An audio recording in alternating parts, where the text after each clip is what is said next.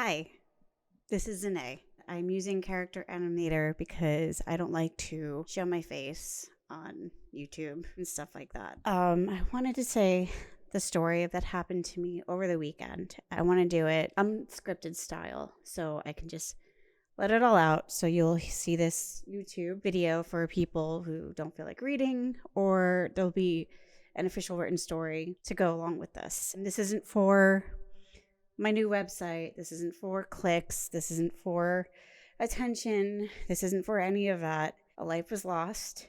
And if I can do anything to help stop this from happening again, I'm going to do it. Because what happened to me, what happened to a few other people, what happened on Saturday, August 13th, could have easily been avoided.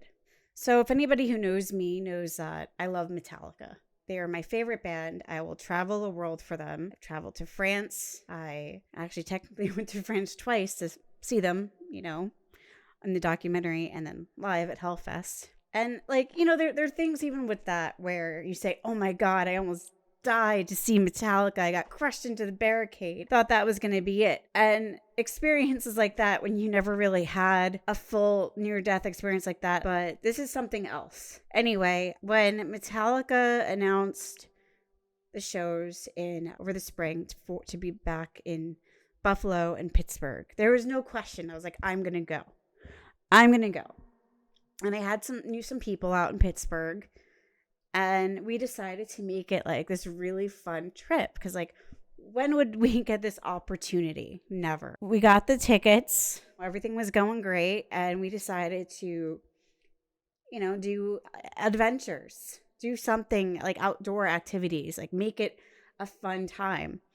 So I got these whitewater rafting tickets from WhiteWater Adventurers, is a company at the Ohiopyle, for the lower level of the Yough River. And I'm not going to attempt to even pronounce that river correctly. So you just look up Ohiopyle. So I think I had an Instagram story of saying, oh my God, we're going to die. Just joking around. Will I make it for Metallica? I mean, just something stupid, but it was an excitement. I'm somebody who has anxiety, who has generalized anxiety. I can be a hypochondriac. I am afraid of so many things. So this year is all about facing my fears and going through certain challenges in life, accomplishing it alone, doing what I can to keep fighting the fight to live our lives, right? And so I decided to go for it. I've always been kind of afraid of the waves. I've been in the ocean before, but I had some fears, and I even stopped going in the ocean for quite a bit. So as the time went on, finally the weekend happened in August. We had tickets for August 13th, 2022. And it was supposed to be from 11 a.m. to 4 p.m. A full day of whitewater rafting. My idea of whitewater rafting, yes, I admit, naive, ignorant, foolish, but I trusted the people I was going with. I heard it was the easy route. I heard there's going to be guides, it's going to be safe. So I didn't even think to even do a Google search for it. I just said, okay, here, we're going to do it. It's going to happen. We get to the place, and instantly they're like, why do you only have 3 people? And we're like, is that a bad thing? And they're like, no, it's fine. And rewind a little bit, apologies. When we got there, everybody had to sign a waiver. And all those damn forms, we get all these forms, whether it's for a new credit card or, going for the vet or even the doctor's office or just any of these stupid little waivers. And yeah, I call them stupid little because, or at least I myself never think anything of it. I just what is this? Okay, sure, here we go. So I signed it, no clue. We put on our life vests and our helmets, and it's when you're on the plane and they talk about what to do and people stop listening. Well, I actually listened to what they were saying. And I made sure my helmet and my life vest was on properly. But then I just have flashbacks of like when I took a ferry ride to Fire Island when I was a kid, and we had to wear these like life vests for what felt like no apparent reason. And I remember sitting on the raft. They're all like looking at us like we have such few people in our party. Like, what's going on? And I'm just raising my hand like a dumb idiot. Like, I'm inexperienced. I was just so I was just so excited to go and just trying something new. I was really going into it blind. I was excited about facing my fears and challenges and doing something adventurous. It was another guy there who admitted his fear of drowning and wanted to accomplish facing his fears. He wanted to get over that fear. There was roughly 2 busloads of people. The guides warned us that we only had 3 people, but they didn't really warn us at the same time, because if they did, if there was really something wrong with that, they would have asked, is there a party of 2? Is there a party of 3? Or had a guide with us? But that didn't happen. Okay, so that's number 1. Number 2, when they were telling us about how to put on our life vest and our helmet on, after everything was on, they said, okay, we're going to walk over here, but when we get to this spot, it was either when we got to this spot or before we were walking, they said, we're going to have guides come and check you to make sure your life vest and helmet are on properly. That never happened. They never did that. They never gave us a head count. It was very nonchalant. And I just thought it was very chill. Like, these guys were young, fit, adventurous, and it just seemed like a very chill experience. I'm like, all right, whatever. I think it's on right. The thing's out. So the 2 fingers under the helmet thing, that looks good. Sure. We had to carry the raft down to the river. And with just 3 people in a big raft, and I'm a small person, so I'm not a weightlifter. Let's just leave it at that. So it was tough. I mean, to go downhill, and I couldn't see anything. So I'm like, ugh, already. But I was like, we're going to do it. This is going to happen. And we get on the raft. And first I'm thinking we're going to sit on the blue middle thing. But no, we had to sit on the edge and put our feet under the blue middle thing. I was like, what the heck is this? I'm not going to survive this. And then we had to have 1 person steer and 2 people row. I'm like, oh my God. Basically what I thought was each person was going to have a guide with us or something, but guides were around. So it was just literally the 3 of us doing all the work on the raft. Now, if I was an athlete, adventurous person, bodybuilder, sure, no problem. I'm just your average Joe, Josephine, whatever you want to call it, person, and it wasn't just me. There were some fathers, mothers, there were children, people of all ages were there, families there, families. It wasn't, your jocks and this, that. No, people were going for family trip thinking fun adventure for the first time. And we do the first rapid. We get on the raft and we have no idea what we're doing. And we get on the first rapid and right then and there, we flip over. And I was listening to the guides saying, don't touch the ground because your foot can get stuck in something and you can drown, something can happen. And another thing was, when they said it was only 2 feet, I was like, oh, why the hell are we wearing a life vest for only 2 feet of water? I didn't take any of it seriously. And that was my ignorance, but I followed the rules, regardless of what I thought. I was learning as I went, and I didn't realize how dangerous it was. In my mind, who would have thought an easy route with guides, with families around, would be some sort of dangerous activity? And because we only had such few people in our raft, we were learning, we flipped over on the first one. I remember listening to what they said, go on your back, keep kicking your legs because you don't want to touch the ground. So I kept kicking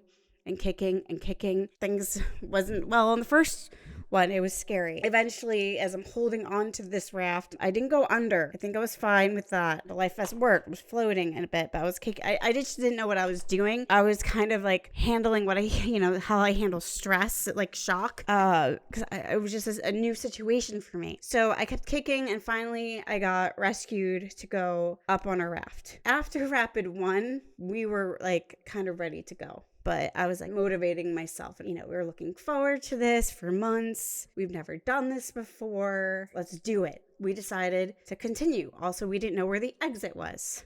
Key thing there. I think we did the next, it was the cucumber and another, I don't know if it was the railroad It was one way to go like left center, right center, something like that.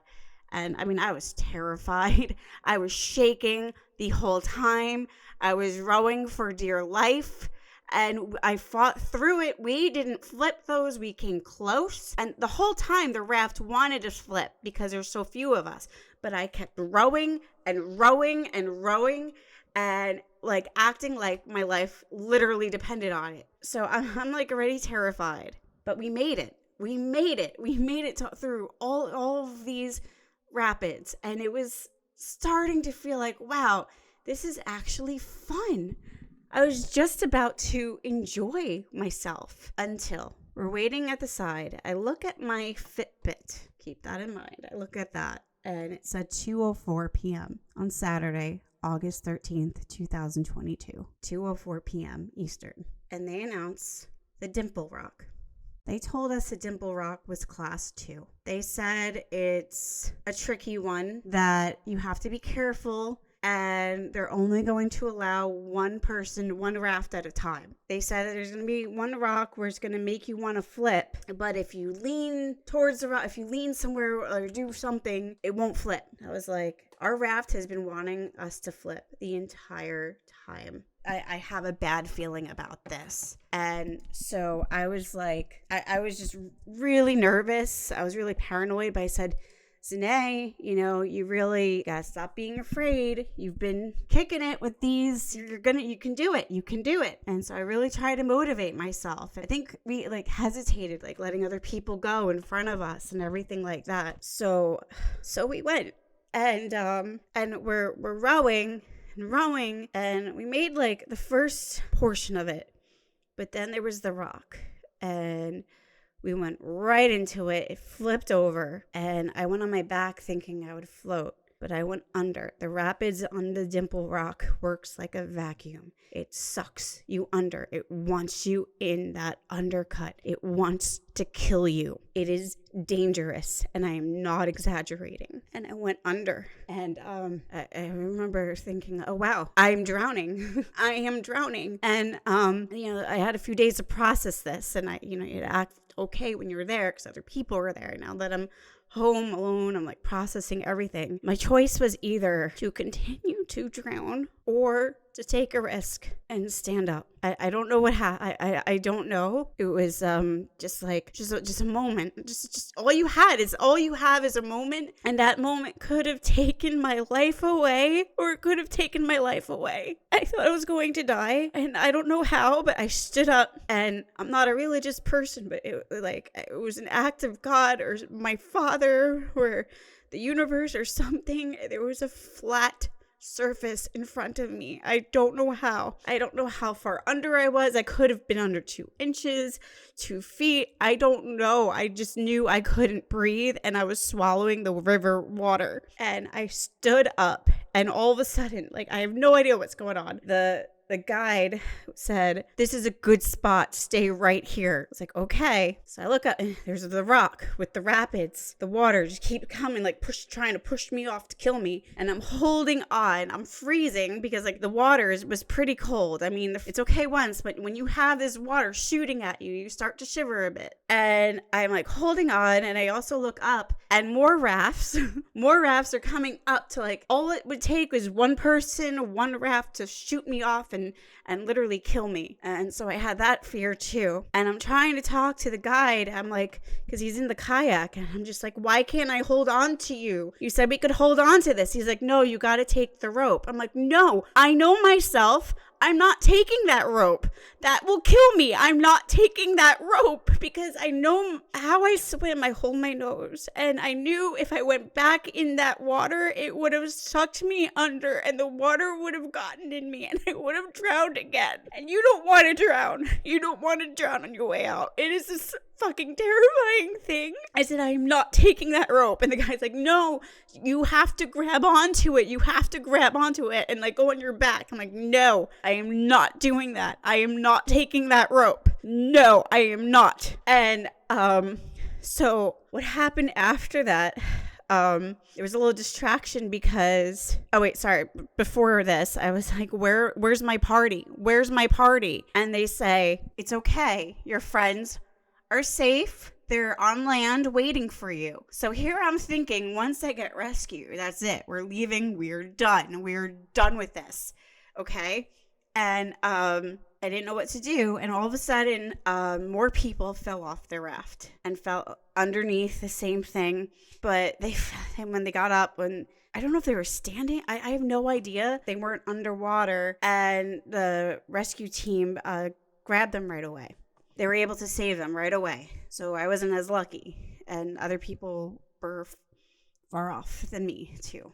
What happened then was, so after this, they left. Everybody left. And I'm by myself. And I could have been by myself for 30 seconds, 3 minutes. But it felt like so much longer. And I started bursting into tears, thinking that was it. I was like, they're going to make me take that rope, or they're going to forget about me, and I'm just stuck here on this rock by myself. Just so scary. And I didn't know what to do. I did not know what to do. I've never experienced anything like this in my life. I didn't know what to do. And all of a sudden, I look up, and there was a couple on this black raft. They weren't part of our group, and they knew I didn't want to take that rope. They knew it. And so the guide comes back, and he's like, they're going to come get you. And I'm looking up at the couple, and they're trying to word it like, we're coming to rescue you. I said, okay. And they finally came over, and I grabbed the rope on the side of their raft so hard, because I knew I was afraid of grabbing their oar. I needed the land. So for me, right at that time, the land was that raft. So I held on the rope of it. I grabbed it so hard that I think I almost broke it off. And finally, they got me into their raft. And I'm shaking, and I'm thinking, okay, this is it. This is when they take me to land, and we're done. We're going to go. We're going to leave. This is it. It's over. But no, it wasn't over. So what happened was they're paddling me to my party. The two busloads or 1.5 busload, whatever, I don't know. Because there was no head count. Remember, there was no head count. And multiple rafts fell. And I saw my party on 2 different rafts. And we had to somehow come together. And I found out people drowned. People drowned heavily, rocks hitting them. Things happened. Other people drowned and got hit. Multiple people fell out of the rafts. Multiple rafts flipped. Multiple, not one. And as I'm in the raft with my party, I saw this daughter crying. And I said, I feel exactly like you, thinking that she had a scare. But I didn't know what the real story was. The real story was, I believe her mother was Julie Moore, the 50 or 51-year-old who died that day from drowning the same rock at the Dimple Rock. And so, I didn't know this then, so we're on our raft, and we're going to the lunch spot. So no rapids. We made the big one, and everything else is supposed to be easy here on out. And this whole time I thought, like, can we leave now? Can we please leave? Like, I almost died. I don't want to go back on. I understand people who are adventurous, people who like doing this stuff, who does it all the time, who, gets the hunger and urge and be like, gotta take risks, man, or else that's it with your life. Like, might as well just sit on your ass and do nothing type of people. But no, we almost died and we were done. We had enough of our thrill, And we asked the guide, we're like, can we go? Can we leave? And they were like, oh no, the only way out is through the river. There's no real safe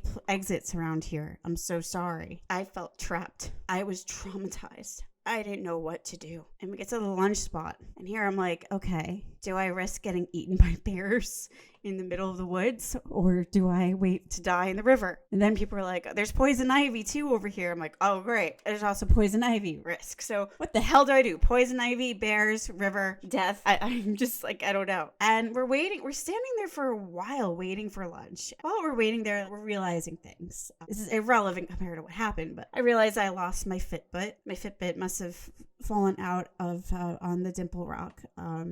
Last time I remembered, it was 2:04 p.m. That was before the Dimple Rock. So we're standing there waiting for our lunch. And I'm like, after everything that happened, I really don't give a shit about eating lunch. I just want to go back and down some whiskey, numb what happened today. Like, I just couldn't. All I wanted was whiskey. So we're waiting for our lunch, which what felt like a deserted island, because they said that there was no trails, poison ivy nearby, bears. The only way out was the river, so we had to wait. No one told us what was going on. After that Dimple Rock, my crew, we were all pretty, frightened, rightfully so. But being around people and how I process things, it takes me hours to a few days to a few seconds. It really depends. Like, I just have like delayed processing sometimes when it comes to stress, fear, and like certain situations and bad news. So we're standing there, and I didn't want people seeing me freaking out. I almost died. I didn't want that. So I do what Danae does best. I made some sort of stupid, sarcastic joke. I mean, I love humor. I love comedy. I love it. And I enjoy dark humor. So I don't know why. I was thinking like Gilligan's Island meets Lord of the Flies. We're waiting for a while, so I made a stupid joke like, all right, who's being sacrificed first so we can eat some food? And somebody in there, they're like, well, what about the fish? I'm like, oh yeah, I should have said that one first and resorting to cannibalism, but it was just a joke. And I'm like, oh man, with all like the danger and stuff in the world, I'm probably scaring these people. And I told them how I'm not a violent person or anything like that. It was just a dumb joke. Anyways, one guy said, oh no, that woman survived, because we were all looking for this woman and we didn't know where she was. And so he's like, yeah, I think I saw her walking, I think she's okay, and just separated from her party. Okay, so I'm like, all right, so nobody's missing. Then people are like, no, I think something is wrong. It wouldn't take this long for lunch. And I'm like, yeah. First I'm thinking maybe they're rescuing her, bringing her back on the food raft, I thought I heard. Like, all sorts of things. Like, this is what happens when people don't talk to each other and nobody says anything directly. You start assuming things. And we have no idea what's going on. I'm like, wait, this is odd. Like, all of our guides aren't here. Something must have happened. We didn't know how serious it was. And one guy comes back, and all of a sudden, he's doing a head count. And this, mind you, after the incident, this is the first time we're getting a head count. And he's like, remember your numbers, because we'll call it again later. All right? I was number 26. They never called it a second time. They did a head count once. I think like 2 hours later, maybe even 2.5 hours later, we're on like a 3-hour tour. Gilligan's Island type music starts coming in. There's a park ranger. Oh, I'm not sure if it was there. It might have been a different exit. But anyway, so all of a sudden, all the guides and safety crew came in, rowing in on their kayaks. Whatever was happening just didn't look good. We were able to get on a raft with a guide, and everybody kept saying, oh, the toughest part is over. It's just light. It's going to be easy. Dimple Rock was the hardest. Okay. And so we get on this raft with the guide, and it was actually nice. Like, he was telling us what to do, when to row forward, when to row backwards, when to take a break from rowing, when to lean in, when to jump on the raft to get the rock out. He knew exactly what we should be doing. And for the first time, I started to feel slightly safe. Even though for WhiteWater Adventurers, you're supposed to scream out, I feel safe. I never screamed that because I never felt safe. Period. I can go into details how like a beetle started attacking me, and then we had to kill the beetle. It was just like, but that's a different story. But as we're on this raft, when we heard we only had to take the river to get back to the mainland, and we heard that there's no trails. Nobody informed us about a person. But on the raft, eventually we heard an ambulance drive by, and we discovered that a woman was rescued and her family left with her to go to the hospital. No further details than that was revealed. I think in our minds, we just assume and hope for the best, because it's like, I couldn't have been on the same rock where somebody died. Like, that can't happen. Death doesn't happen on family fun adventures. No, that can't happen. This is the easy one. This is but that was Julie Moore. We finished the rapid trail with the guide, and going through certain rapids, how we, with the 5 of us at this point, almost flipped a few times. We all knew we would have flipped 3 or 4 more times. So imagine if we never got the guide in our raft, if that never happened, we could have died again, like had another near-death experience or something else, or even just like more and more traumatized, because that was horrific what happened. And finally we made it to land. I mean, you get stressed out in life, you get depressed, you say so many things of darkness, not wanting to see people, not wanting to go somewhere, not wanting to talk to people, not wanting to do this, not wanting to message anybody, not wanting to communicate with anyone, not wanting to reach out, just saying darkness, wishing you weren't born, this, that, and the other thing. But when you face basically your death or something near death, you get this new appreciation for life. You're so happy that you're alive. You're so happy you get to get a message from any of your friends again. You're so happy that you get to hear somebody complain about nonsense. You're so happy that you get to hear a family member's voice again. You're so happy that you're alive, that you are alive, and that you realize that your life is worth something. And it's some sort of appreciation that you never really felt before. That when I saw Metallica the next day on August 14th in Pittsburgh, when James Hetfield said, "How does it feel to be alive?" I almost bawled out in tears because it felt amazing. It feels amazing to be here. That life should never be taken for granted. Our life can be over after a family trip in the blink of an eye, anything. And I say, my anxiety is so up. I respond to things differently. I'm going through a process here. It's very traumatic and PTSD. I was washing my hands and looking at the water and started getting afraid of the sink. I had a glass of water and I thought I just got reminded of drinking the river water. PTSD and trauma, it is real. And there's only like so much stuff that you can share on Facebook or Instagram or something, and attention spans or not, or lack of, or willing to watch it or caring about it because, oh, there's another post from her, or I unfollowed you because you said this, or I took a screenshot of that and I did that, just stupid nonsense that really people just need to get the hell over it. But it's just so much to interpret that I thought to make this video, this audio recording, just to explain. I mean, it was just terrifying.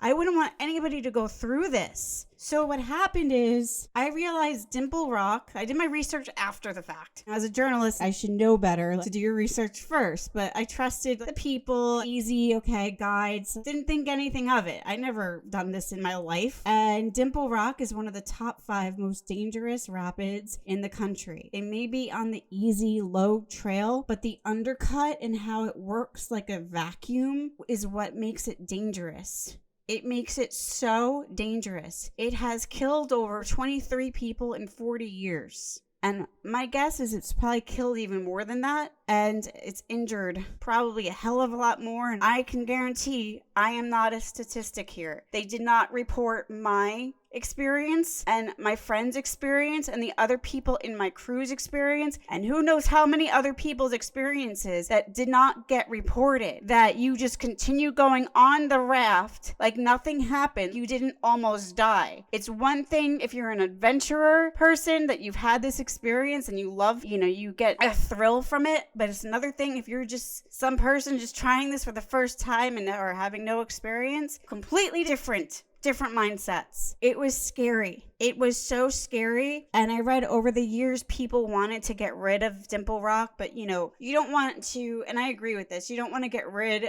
change nature over nature for the sake of a sport, and it could do more damage than good. So all I want is have danger signs. Be honest to your people. Remember, they never told us there were trails. There are ways to avoid the Dimple Rock. by taking your raft and going around it on the trail to avoid it. There are ways to avoid Dimple Rock, and they did not clarify that. There should be warning signs. There was no warning signs. There should be some sort of plan to bring safety for people like me who are inexperienced, that just wanted to know what it's about, to say that you did it, have fun. There should be more guides offering in the raft with people. There should have been a warning to say, okay, for these type of rafts, minimum 4 people, minimum 5, 6, whatever, have an even weight. They should not let people with a party of 3 take that raft. They should not have lied to say it is easier with 3 people. Meanwhile, I read that if you go on a raft on Dimple Rock, is actually more difficult than on a kayak or canoe. Nobody told us this. We didn't know any of this. We didn't know there was ways to avoid it. They lied to us. Why did they lie? To save time? Well, that time could have saved somebody's life. Julie Moore's life. And PTSD from who knows how many other people got scarred from this over the years. This isn't like roller coaster at Six Flags. This is something that does kill people. And yes, roller coasters kill people too, but you get what I mean. There's no seatbelts or anything. There's nothing. It's just you and the river. It's you and nature. And you can die. People die from it. And I could have been dead. And I read in 2019, a man got stuck at Dimple Rock because his foot got stuck. And I was in horror when I read that, because what if when I decided to stand up, my foot got stuck and I continued to drown? What if that couple wasn't there and I had to take that rope and I drowned? What if I just went directly in the undercut and couldn't get out? I don't know how I'm alive, and I'm happy to be alive, but I have this added fear. I'm afraid of going on the plane. I'm afraid of drinking water. I'm afraid of walking. I'm like, any instant something can take your life. And I'm just so happy that no matter what in my life, of all the negative thoughts I've had or of myself, and I'm happy that I'm alive and here. I want to try to prevent this from happening. I want to try to save somebody's life. I mean, I'm talking about families go down these rapids, families, little kids, children. If a child went under, that would be it. The child didn't know any better. That's it. And they don't do anything about it. The life vest didn't save me. It brought me under because of the vacuum. I saved myself for deciding to stand like an idiot. But I just stood in a lucky spot, and I don't know how I did that. It is dangerous. And I'm sure if this video goes anywhere, people will be like, oh, well, you're such a moron, or like, you know, the internet hate that kinds of goes on from people, because that's what they do now. But like, I want this to be safe for people. It's not safe. I'm not saying to close the rapids. Like, I'm for adventurers and people doing these type of athletics, but like, have warnings. Don't tell people it's a class 2 when it's really a class 3 or 4. Don't tell people, oh, it's just a little tricky, when it's known as the most dangerous rapid in Pennsylvania and top 5 most dangerous rapid, period. I think I read somewhere where despite the upper level of the river with, levels class 5s and stuff, it's the undercut and the vacuum from Dimple Rock that makes it terrifying, that makes it dangerous. And I get it. I get the thrill and wanting to face danger and do it again and again. Like, I get it. But there's children and older people that want to do this, that won't be so lucky, and swimmers that aren't strong, and people just going there to face their fears of drowning. But like, all it takes is the Dimple Rock to cut it out. We need to save lives over businesses. My heart goes out to Julie Moore's family. I am really sorry. I'm sorry this happened to you. And to know that all of this could have been avoided if they were honest. Unbelievable. And that's Dimple Rock.